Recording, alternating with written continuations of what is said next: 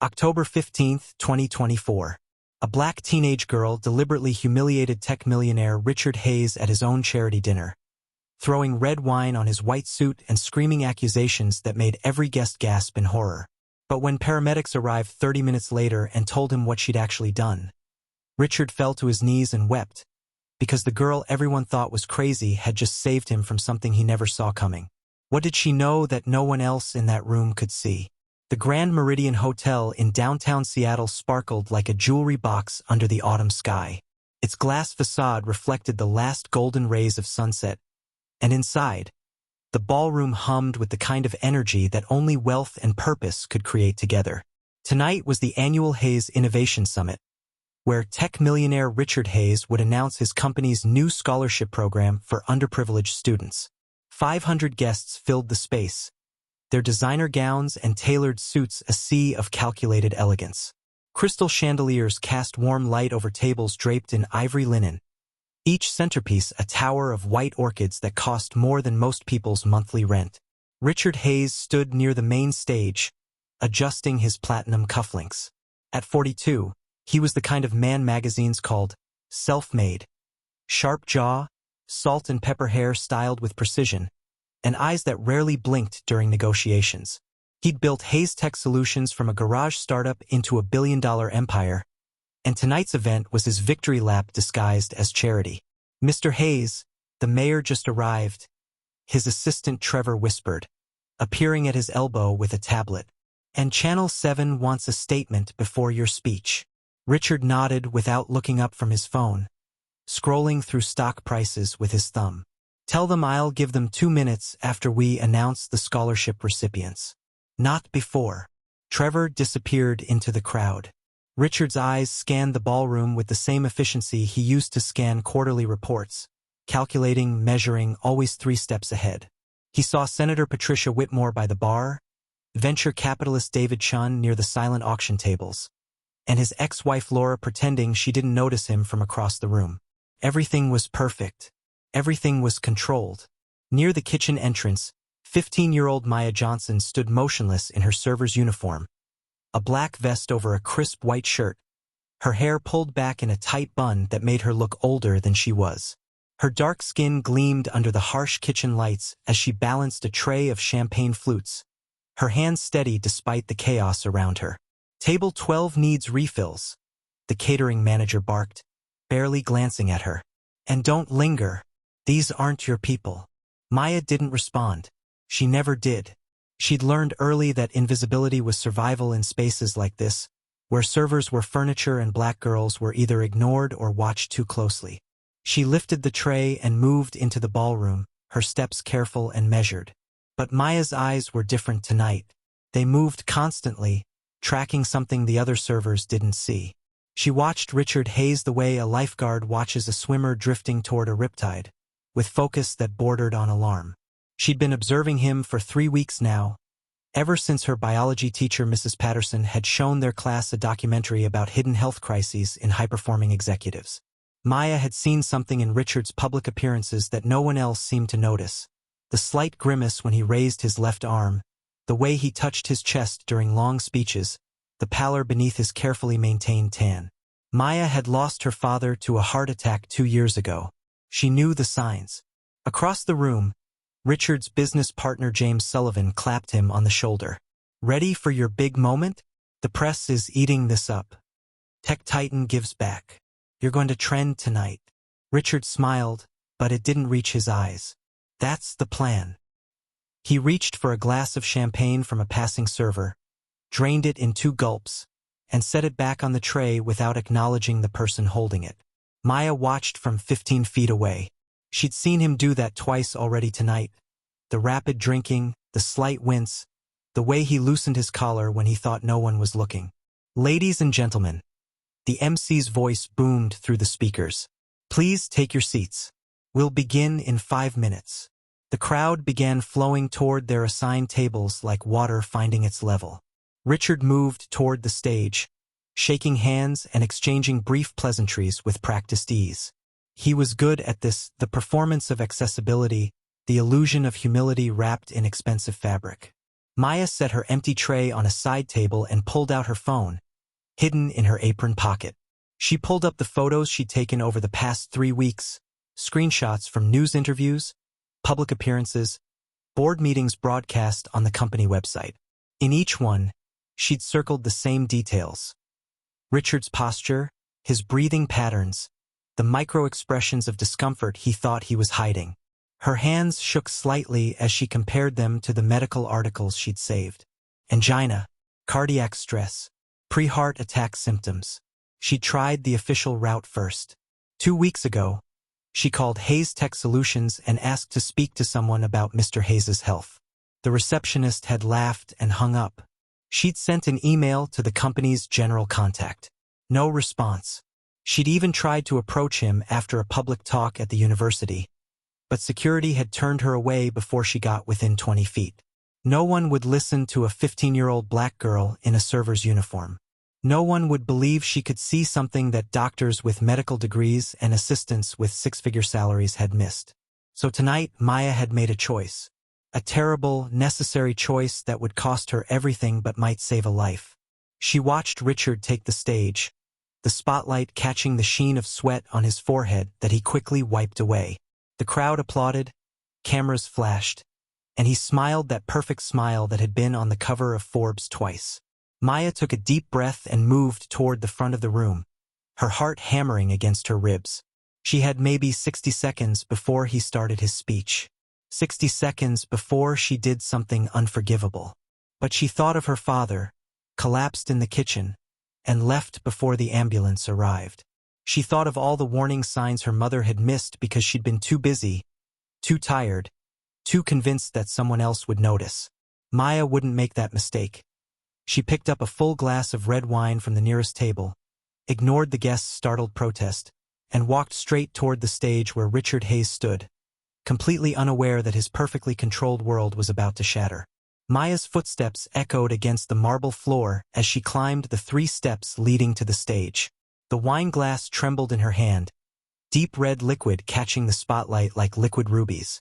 500 pairs of eyes remained fixed on Richard Hayes, who was adjusting the microphone, completely unaware of the girl approaching from his left.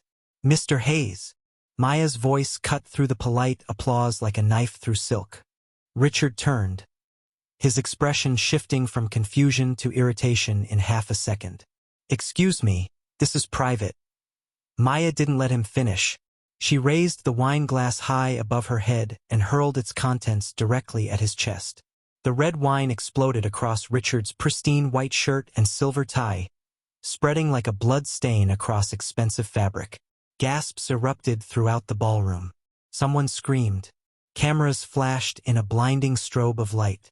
"You're killing yourself," Maya shouted, her voice cracking with desperation and fear.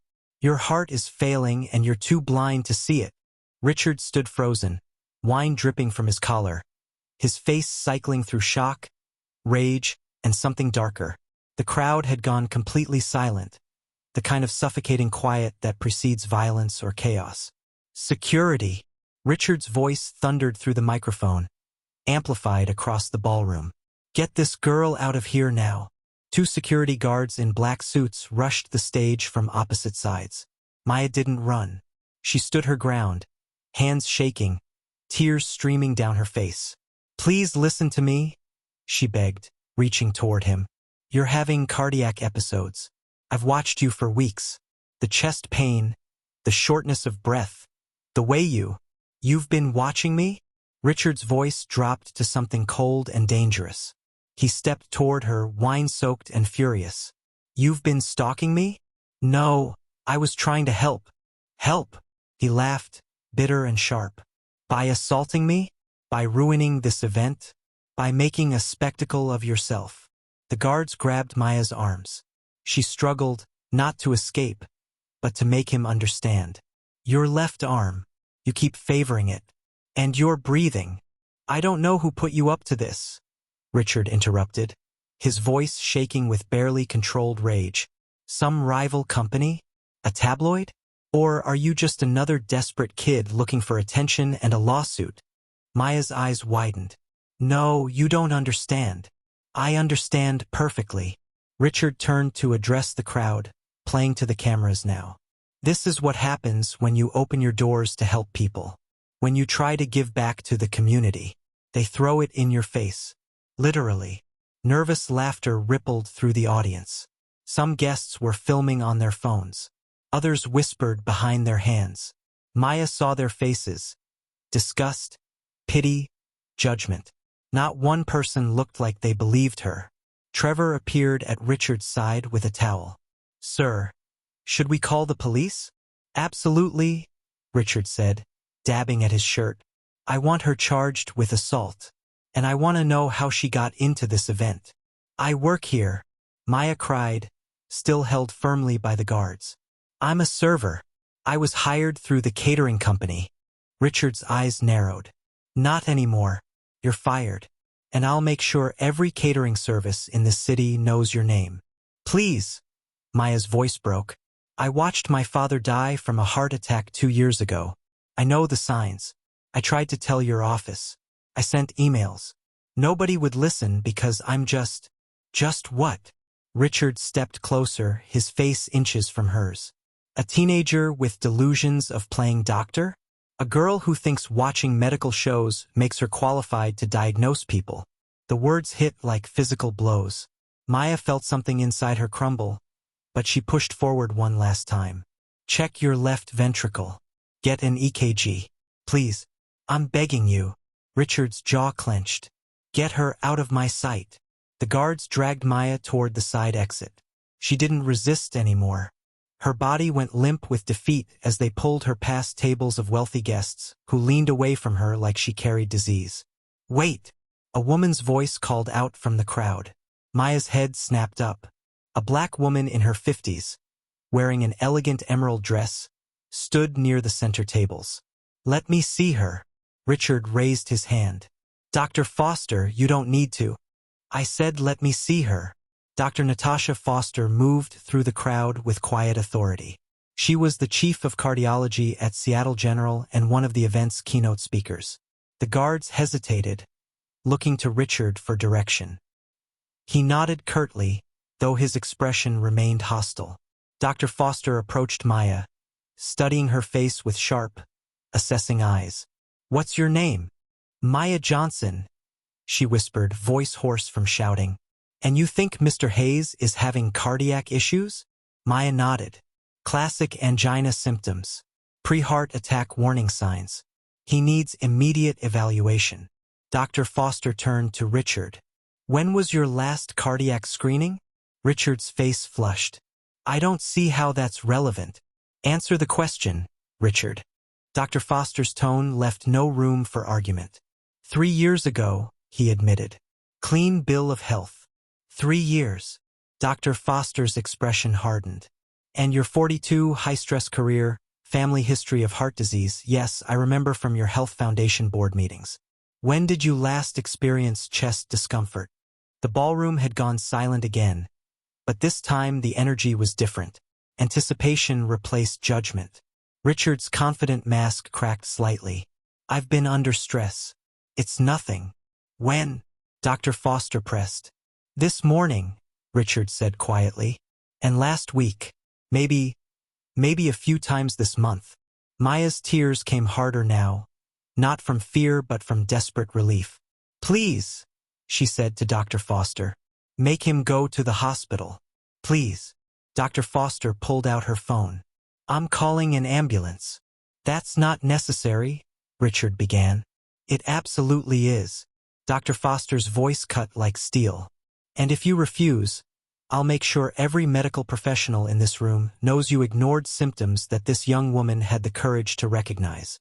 Richard looked around the ballroom.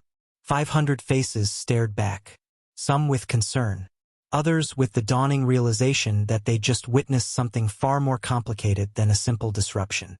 His hand went unconsciously to his chest. The slight grimace Maya had seen so many times flickered across his face. "Fine," he said. "Call the ambulance." As Dr. Foster made the call, Maya sagged in the guard's grip. They released her slowly, unsure what to do now that the situation had shifted. She stood alone on the stage, wine-stained and trembling, having sacrificed everything to save a man who'd called her delusional. Richard stared at her across the spotlight, something unreadable in his eyes. Neither of them knew yet that Maya had just saved his life. But in 18 minutes, when the paramedics arrived and ran their tests, Richard Hayes would understand exactly what this girl had done, and why she'd been willing to destroy herself to do it. The ambulance arrived in 12 minutes, though it felt like an eternity. The ballroom had transformed from a celebration into something resembling a crime scene. Guests clustered in nervous groups, phones out, whispering theories that ranged from reasonable to absurd. Maya sat on the stage steps, arms wrapped around her knees, invisible again. Security had backed off after Dr. Foster's intervention, but they watched her like she might explode into violence at any moment. Her server's uniform was wrinkled and wine-stained from where she'd wiped her hands. She'd stopped crying. Now she just felt hollow. Richard stood near the entrance with Trevor and Dr. Foster, his arms crossed defensively. The wine had dried into dark patches across his shirt, making him look wounded even though he insisted he was fine. "This is ridiculous," Richard muttered as two paramedics entered with their equipment. "I feel perfectly." He stopped mid-sentence, his face going pale. His hand shot to his chest, pressing hard against his sternum. Dr. Foster caught his elbow as he swayed. "Sit down," she ordered. "Now." The lead paramedic, a woman in her 30s with kind eyes and efficient hands, guided Richard into a chair. "Sir, I'm Rachel. We're going to run some quick tests. Can you describe what you're feeling?" "Pressure," Richard admitted, his voice tight, "like someone's sitting on my chest." Maya's head snapped up. She'd heard her father say those exact words. Rachel's partner, a younger man named Marcus, was already attaching electrodes to Richard's chest beneath his ruined shirt. The portable EKG machine beeped to life, its screen displaying jagged green lines that Maya couldn't read but Dr. Foster could. Dr. Foster's expression darkened immediately. "Rachel, look at the ST elevation." Rachel leaned in, her professional calm never wavering, but something flickered in her eyes. "Mr. Hayes, we need to transport you immediately. You're having acute coronary syndrome." "What does that mean?" Richard asked, though the fear in his voice suggested he already knew. "It means you're in the early stages of a heart attack," Dr. Foster said bluntly. The girl was right. The ballroom went silent. Every guest within earshot turned to stare at Maya, who remained frozen on the steps. Richard's gaze found her across the room. For the first time that night, he really looked at her, not as an obstacle or a threat, but as a person. A 15-year-old girl who'd risked everything to save a stranger's life. "How did you know?" he asked hoarsely. Maya stood slowly, her legs unsteady. "My father. Before he died, he had the same symptoms. The way you touched your chest during interviews. How you'd grimace when you raised your left arm. The pallor beneath your tan. You were checking your pulse constantly but trying to hide it. You saw all that from watching me on TV?" Richard's voice cracked. "And in person. I served drinks at 3 of your events over the past month. I tried to tell your office, but no one would listen." Maya's voice remained steady now, past fear and into simple truth. "So I got hired tonight because I knew it was my only chance to make you stop long enough to hear me." Trevor stepped forward, his tablet forgotten in his hand. "Wait, you deliberately got yourself hired as a server just to save his life?" Maya finished. "Yes." Rachel was already preparing the gurney. "Mr. Hayes, we need to move. Seattle General is 10 minutes away, but every second counts." Richard didn't move. He stared at Maya like she was a puzzle he couldn't solve. "You threw wine on me. You humiliated me in front of 500 people. You destroyed your own reputation. Because you wouldn't listen any other way," Maya said simply. "Rich people don't hear teenagers. White people don't hear black girls. And powerful men don't hear anyone telling them they're vulnerable." She took a breath. "I needed to make you angry enough to stop, to stand still long enough for someone who mattered to notice what I'd been trying to say." Dr. Foster placed her hand on Maya's shoulder. "You used yourself as a sacrifice to force intervention. That was either incredibly brave or incredibly foolish." "Both," Maya whispered. My dad died because nobody recognized the signs until it was too late. I couldn't let that happen again, even if it meant everyone would hate me for it. Marcus wheeled the gurney closer. Sir, please, we really need to go. Richard allowed them to help him onto the gurney, but his eyes never left Maya's face. I called you delusional. I threatened to have you arrested. I tried to destroy your future. I know, Maya said, but you'd be alive to regret it. Something broke in Richard's expression, the armor of ego and control finally cracking to reveal the terrified man beneath. I could have died tonight. You still might if we don't move, Rachel said, checking his vitals again. The next 20 minutes are critical. As they began wheeling him toward the exit, Richard reached out his hand.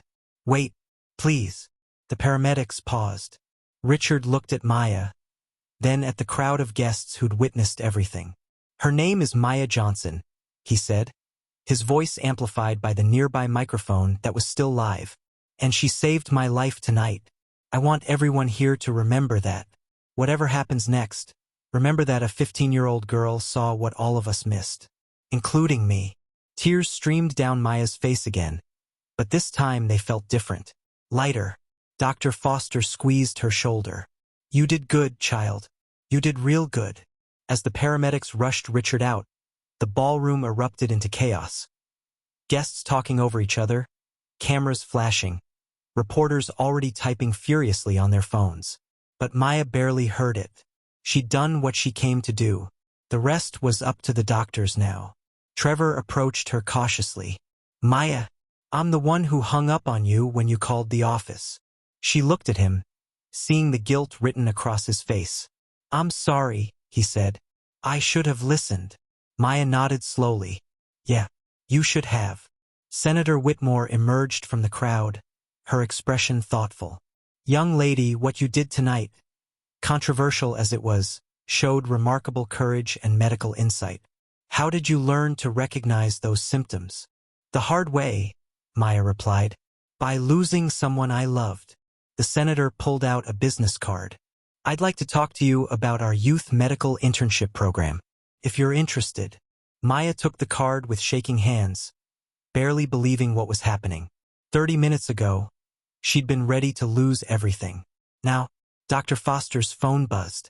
She answered, listened, then turned to Maya with a small smile. That was the hospital. Richard's stable. They're taking him into surgery, but he's going to be fine. You got him there in time. Maya's knees buckled with relief. Dr. Foster caught her, holding her steady. You saved him, the doctor repeated. Remember that no matter what anyone says about how you did it, you saved a man's life tonight. And as Maya stood in that ballroom, surrounded by people who finally saw her, she understood something her father had told her once. Sometimes the bravest thing you can do is make people uncomfortable enough to face the truth, even if they hate you for it. Even if it costs you everything, because some lives are worth saving no matter the price. Seattle General Hospital's cardiac wing hummed with fluorescent efficiency at 11:47 p.m. Richard Hayes lay in a recovery bed, surrounded by machines that beeped and whirred, monitoring every heartbeat like suspicious guards. The emergency stent procedure had taken 90 minutes. The surgeon said he'd been 30 minutes away from a massive coronary event. 30 minutes. Richard stared at the ceiling tiles, counting them for the third time because sleep felt impossible and thinking felt dangerous. His chest ached where they'd inserted the catheter. His pride ached worse. A 15-year-old girl had saved his life by making him hate her. The door opened quietly. Dr. Foster entered, still wearing her emerald gown from the gala, though she'd added a white coat over it. She looked exhausted but alert. How are you feeling? She asked, checking his monitors with practiced efficiency. Like an idiot, Richard said hoarsely. Dr. Foster pulled up a chair. Physically, you're lucky.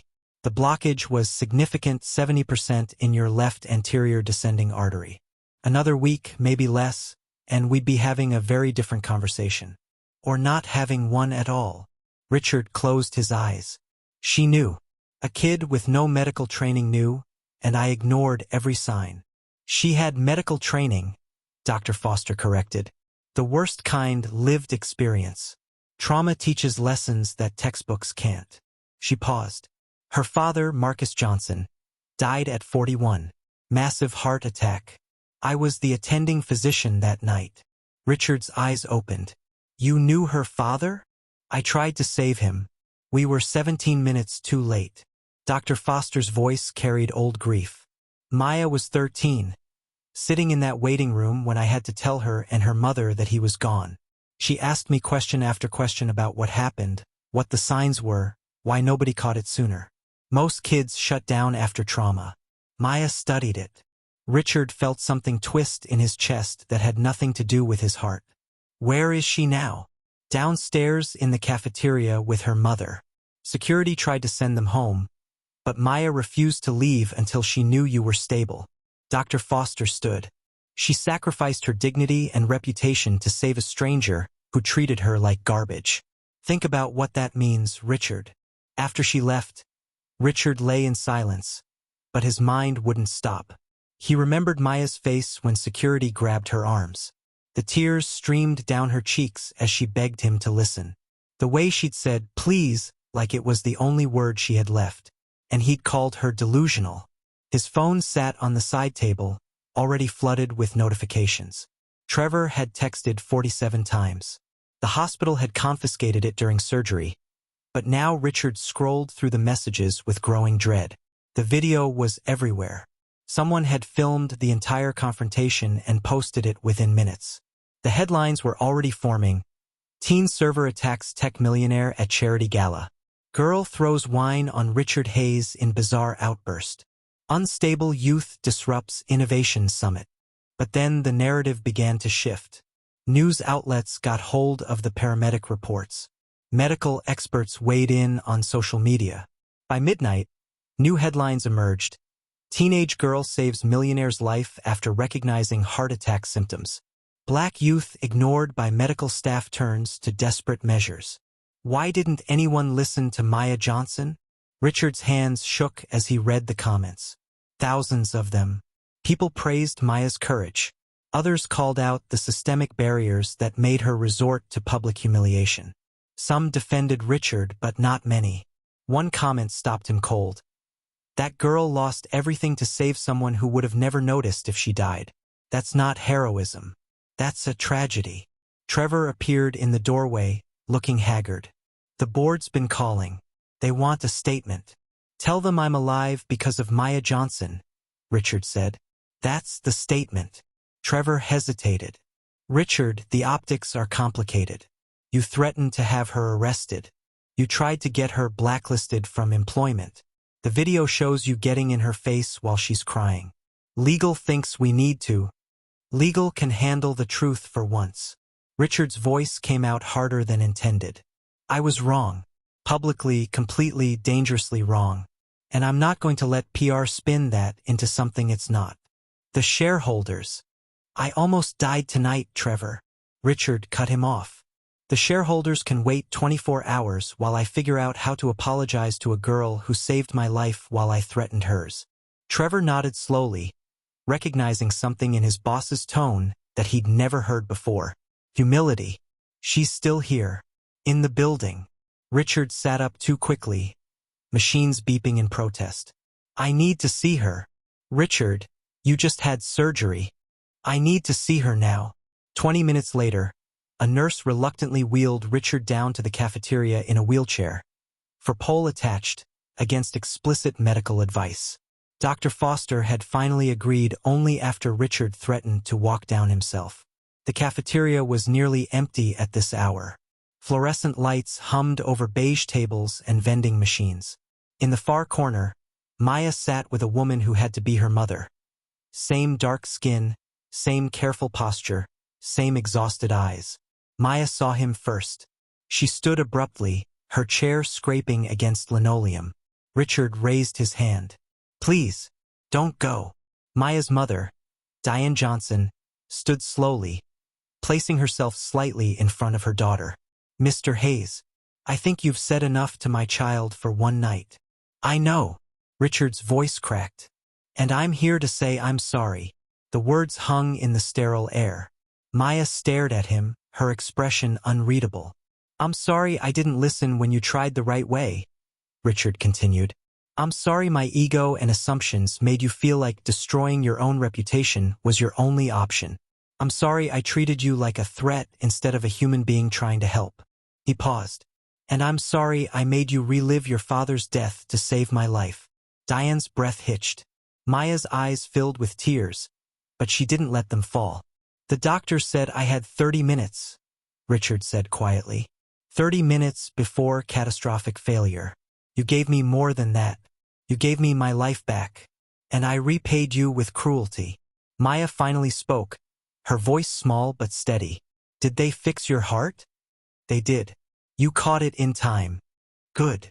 Maya sat back down, her mother's hand on her shoulder. That's all I wanted. Richard wheeled closer, the four-pole clicking with each rotation. It's not all I want. I want to make this right. However I can. You can't, Diane said bluntly. You humiliated her in front of hundreds of people. You threatened her future. You can't unmake that, Mr. Hayes. No matter how much money you throw at it. Richard flinched but didn't look away. You're right, but I can tell the truth. I can make sure everyone knows what she did and why she had to do it that way. I can use my platform to change the systems that made her invisible until she did something extreme. Maya looked at him for a long moment. You really almost died. Yes. And you didn't know. I didn't want to know, Richard admitted. I thought I was too busy, too important, too in control to be vulnerable. I thought people like me didn't have heart attacks. We were stressed. We had pressure. But not mortality. Everyone has mortality, Mr. Hayes, Diane said softly. Rich or poor, black or white. My husband learned that. Now you have too. Richard nodded, feeling the weight of it. Maya, I can't undo what I did, but I can spend whatever time I have left making sure what happened to you. Being dismissed, ignored, forced to extremes, doesn't happen to other kids who see things adults miss. Maya wiped her eyes. You promise. I promise. She studied his face, looking for lies the way she'd looked for symptoms. Finally, she nodded. Okay, but I'm watching you, Mr. Hayes. I watched you before, and I'll watch you now. If you break your promise, I'll know. Despite everything, Richard smiled. I believe you. Dr. Foster appeared in the doorway. Richard, back to your room. Now. As the nurse wheeled him away, Richard looked back at Maya one last time. She sat with her mother, small and exhausted and impossibly brave. A girl who'd lost her father but saved a stranger. Who'd been ignored by a system that should have protected her but found a way to be heard anyway. Richard had built an empire on innovation and disruption. But tonight, a 15-year-old had taught him what true disruption looked like. Sacrificing everything for truth, even when truth burns. Especially when truth burns. 3 weeks later, Richard sat in his home office overlooking Lake Washington, watching rain streak down the floor-to-ceiling windows. The view used to calm him. Now it just reminded him of how much he'd been looking at the wrong things. His recovery had been smooth physically. The stent was working perfectly. His cardiologist cleared him for light work. But returning to normal felt impossible when normal had almost killed him. The stack of letters on his desk had grown to over 200. All addressed to Maya Johnson, care of Hayes Tech Solutions. Some were from teenagers sharing their own stories of being dismissed by adults. Others were from parents who'd lost children to preventable medical crises. A few were from elderly people who said Maya reminded them why they still believed in the next generation. Richard had read every single one. Then he'd called the principal of Maya's high school.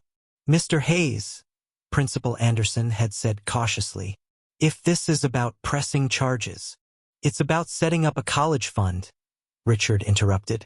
And I'd like to establish a scholarship in her father's name for students interested in emergency medicine. The silence on the other end lasted so long Richard thought the call had dropped. You're serious, Anderson finally said. Completely. Maya saved my life because she educated herself after trauma. Imagine what she could do with actual resources and support.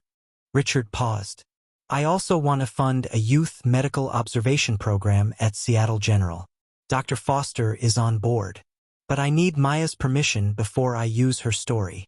That conversation had led to another meeting with Maya and her mother at a neutral location. A quiet coffee shop in their neighborhood. Not his office tower. Richard arrived early, sitting at a corner table with his back to the wall, feeling exposed without Trevor or security or the armor of his executive suite.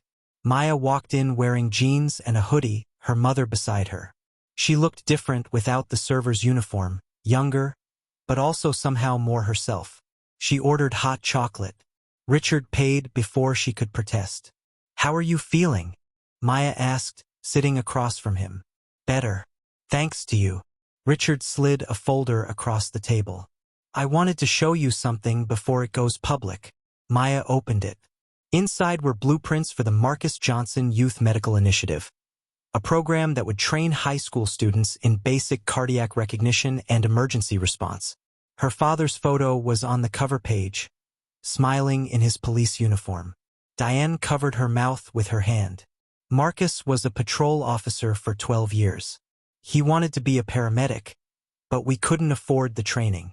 "This program will be free," Richard said, "and it'll bear his name so that other kids like Maya, kids who see things others miss, have the tools and credibility to act on their observations." Maya traced her father's photo with one finger. "Why are you doing this?" "Because you were right about more than my heart," Richard said. "You were right that I didn't listen, that people in my position don't see people in yours until you force us to. I can't change the past, but I can change how I show up going forward." "Words are easy," Diane said, her voice careful. "My daughter risked everything, Mr. Hayes. Her reputation, her sense of safety. She has nightmares now about what might have happened if Dr. Foster hadn't been there." Richard felt that like a physical blow. "I didn't know. You didn't ask," Maya said quietly. "After you apologized at the hospital, you went back to your life. We went back to ours. Except mine had cameras outside our apartment and kids at school calling me that wine girl." Richard's hands tightened on his coffee cup. "I'm sorry. I should have thought about the aftermath for you." "Yeah." Maya looked at him directly. "You should have. But you didn't because you've never had to think about consequences like that. You get to be forgiven because you almost died. I get to be the crazy black girl who threw wine on a rich white man, no matter how many articles explain why." The truth of it sat heavy on the table between them. "What can I do?" Richard asked. "Really, not what sounds good for PR. What would actually help?" Maya considered this, sipping her hot chocolate. "Come to my school. Tell them what really happened. Not to the media, to the kids who have to look at me every day. Tell them I wasn't crazy. Tell them I saved your life." "Done." "When?" "Friday. Assembly is at 10. Maya paused. "And I want to intern at your company. Not because of charity. Because I want to learn how decisions get made in places like yours, so I understand why people like me get ignored." Diane straightened. "Maya, we discussed." "I know, Mom. But I want to." Maya looked at Richard. "If you're serious about changing systems, then I want to see how they work first. Otherwise, I'm just guessing." Richard nodded slowly. "I'll set it up. You'll shadow different departments. No special treatment, no publicity stunts. Just real work. And if I see something wrong, I get to say so without getting fired." A smile tugged at Richard's mouth. "If you see something wrong and don't say so, then I've failed both of us." They talked for another hour. About Maya's interest in cardiology. About her father's love of helping people. About the strange intersection of trauma and purpose that had brought them both to that ballroom stage. When they finally stood to leave, Richard pulled out an envelope. "This is for you. Not for publicity, just because it's right." Maya opened it. Inside was a check made out to Diane Johnson for $50,000. "I can't accept this," Diane said immediately. "It's not charity," Richard said. "It's payment for what Maya did. She provided a medical consultation that saved my life. This is what that's worth. Actually, it's worth far more. But my accountant said this was legally defensible as a consulting fee." Diane stared at the check, tears forming. $50,000 was more than she made in a year as a school secretary. Take it, Richard said gently. Use it for whatever you need. College savings, medical bills, a vacation. I owe you both more than money can repay. But this is a start. Maya looked at her mother, then back at Richard. You're really trying, aren't you? Every day, Richard said. I'm learning that almost dying doesn't automatically make you a better person. You have to choose it, daily, in ways that cost you something. Good, Maya said, because I'll know if you stop trying. Remember, I'm watching. Richard smiled. I'm counting on it. As they left the coffee shop, Richard watched them walk to their bus stop, Maya's arm linked through her mother's. Two people who'd lost everything and somehow still had the capacity to give a stranger, even one who'd hurt them, a chance at redemption. His phone buzzed. Trevor, asking about the quarterly reports. Richard typed back, cancel my afternoon. I'm going to visit Marcus Johnson's grave. Took him 40 minutes to find the right cemetery. The grave was modest, marked by a simple stone that read Marcus Anthony Johnson, beloved father and friend, 1982 to 2022. Richard stood there for a long time, rain soaking through his expensive coat. I never got to thank you, he said finally, feeling foolish talking to the stone.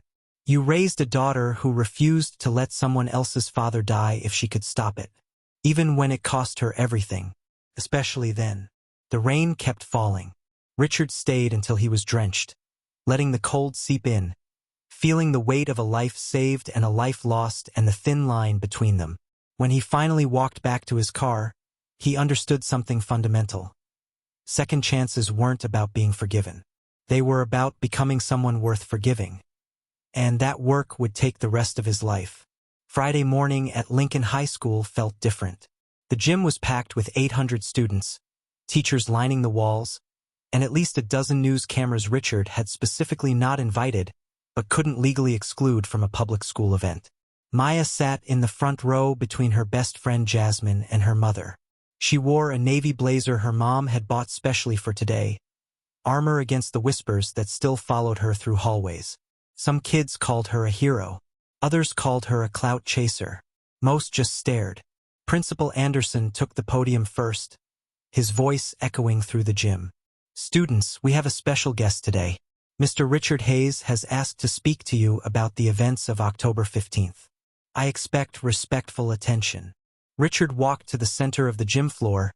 No podium, no notes. He'd worn jeans and a simple button-down instead of a suit. Trevor had protested. Richard didn't care. My name is Richard Hayes, he began. 3 weeks ago, I almost died at a charity gala. But I didn't. Because one of your classmates, Maya Johnson, refused to let me. Every eye in the gym turned to Maya. She kept her gaze forward, jaw set. I'm not here to tell you a feel-good story about second chances, Richard continued. I'm here to tell you the truth about what happened that night and why it happened the way it did. He paused. Maya tried to warn me through proper channels. She called my office. She sent emails. She tried to speak to me at public events. And every single time, adults who worked for me dismissed her because she was 15, because she was black, because she was a girl in a server's uniform. The gym had gone completely silent. So she did something extraordinary and terrible. She threw wine on me in front of 500 people, knowing it would destroy her reputation, knowing I would call her crazy, knowing security would drag her out. Richard's voice cracked slightly. She sacrificed her dignity to save my life because she understood something I didn't, that powerful people only listen when you make it impossible not to. A few students shifted uncomfortably. Teachers exchanged glances. Here's what I want you to understand, Richard said, looking directly at the students. Maya wasn't wrong to do what she did. I was wrong for creating a world where she had no other choice. Every system that should have amplified her voice, my company, my staff, even basic human decency, failed her. So she had to set herself on fire to make us see the smoke. He turned to face Maya. And I'm sorry, not just for that night, but for every day since when you've had to walk these halls carrying the weight of saving someone who treated you like you were worthless. Maya's eyes glistened, but she didn't look away. Richard addressed the students again. Some of you think Maya is a hero. She is, but she shouldn't have had to be. The real question isn't why she threw that wine. It's why 50 adults in that room, including me, didn't listen when she tried to tell the truth quietly at first. Principal Anderson stepped forward. Mr. Hayes, what do you want these students to take away from this? That their voices matter, Richard said immediately. That when they see something wrong, especially something adults are missing, they have a responsibility to speak up. But more importantly, adults have a responsibility to listen, to create systems where kids don't have to destroy themselves to be heard. A hand shot up in the back. A lanky boy with glasses. Sir, are you saying it's okay to throw stuff at rich people? Nervous laughter rippled through the gym. Richard smiled slightly. I'm saying that when every legitimate path to being heard is blocked, people find illegitimate ones. Maya found one that saved my life. But imagine if she hadn't needed to. Imagine if the first time she called my office, someone had said, "Let me connect you with our medical team," instead of hanging up.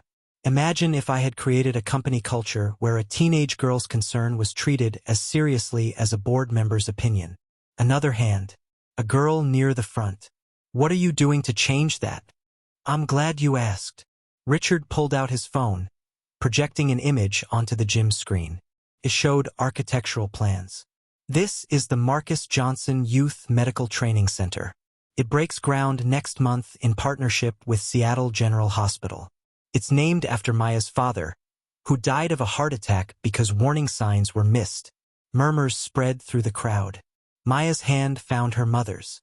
The center will train high school students in cardiac symptom recognition, emergency response, and medical advocacy. It's free. It prioritizes students from underserved communities. And it exists because Maya taught me that expertise doesn't require a degree. Sometimes it just requires paying attention and giving a damn. The gym erupted in applause. Maya wiped her eyes quickly, trying to stay composed. Richard waited for quiet. But that's not enough. Starting next month, Hayes Tech Solutions is implementing a new policy. Any employee, contractor, or community member, regardless of age, position, or background, can submit concerns directly to our executive team through an anonymous portal. Every submission will be reviewed within 72 hours by an independent committee that includes young people of Maya's age. Trevor, standing by the gym entrance, nodded in approval. It had taken 2 weeks of intense negotiation with the board, but Richard had refused to back down. I'm also stepping back from day-to-day operations, Richard continued. Not because I'm being forced to, but because I've learned that people who almost die don't automatically become qualified to lead. They just become people who need to listen better. This drew surprised reactions even from the adults in the room. My new role will focus entirely on the Marcus Johnson Initiative and on rebuilding trust with communities my company has historically ignored. He looked at Maya again, including hiring a youth advisory board. Maya will be my first appointment, if she accepts. All eyes turned to Maya. She stood slowly, walked to where Richard stood, and took the microphone he offered. I accept, she said, voice steady despite shaking hands. But not because Mr. Hayes is perfect now. He's not. None of us are. She looked out at her classmates. I accept because change doesn't happen when we wait for perfect people. It happens when imperfect people decide to do better and then prove it with actions, not just words. She handed the microphone back. The gym exploded with applause and cheers. After the assembly, as students filed out, a group of girls approached Maya. They were the same ones who'd been calling her Wine Girl in the halls. Maya, one of them said awkwardly, we're sorry. We didn't understand what you did. Maya nodded. It's okay. I didn't understand it either until after it was done. Jasmine squeezed her arm. You're trending on Twitter. Again. But this time it's all positive. Maya checked her phone. Hashtag Maya Johnson Challenge was trending. People sharing stories of times they'd spoken up against power, or times they wished they had. Richard approached Diane. Your daughter just changed the trajectory of my company. And probably my life. Diane studied him carefully. Don't make her regret believing in you. I won't. Richard promised. And if I start to, she has permission to throw something at me again. Maya laughed. A real, genuine laugh that Richard hadn't heard from her before. Sounded like hope. Outside, news crews waited, but Richard had made them promise. Maya spoke first, or they got no access to him at all. She stepped up to the microphones, no longer a scared girl in a server's uniform, but someone who'd learned her voice had power, even when it trembled. My name is Maya Johnson, she said, and I'm not a hero. I'm just someone who refused to watch another person die when I could stop it. That's not special. That's just human. The special part is what happens next. Whether we build a world where people like me don't have to destroy ourselves to be heard. The cameras flashed. The reporters shouted questions. But Maya just smiled, turned, and walked back inside her school. She had classes to attend, a future to build, and a millionaire to keep honest.